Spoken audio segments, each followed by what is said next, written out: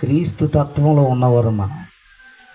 మా సంఘం వీరండి, మీ సంఘం వీరండి, మీ పనులు వీరండి, మా పనులు వీరండి, మీ పాటలు వీరండి, మా పాటలు వీరండి, మీ వాక్యం వీరండి, మా వాక్యం వీరండి. వాక్యాన్ని మార్చేసారు చాలామంది. చూడండి సార్, మీ వాక్యం వీరండి, మా వాక్యం వీరండి.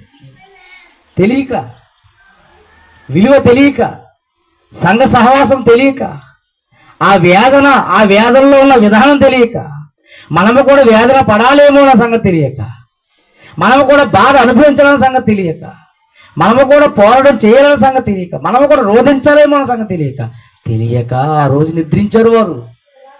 తెలుసుకున్న తర్వాత ప్రాణాలే అప్పగించేశారు వారు. తెలుసా?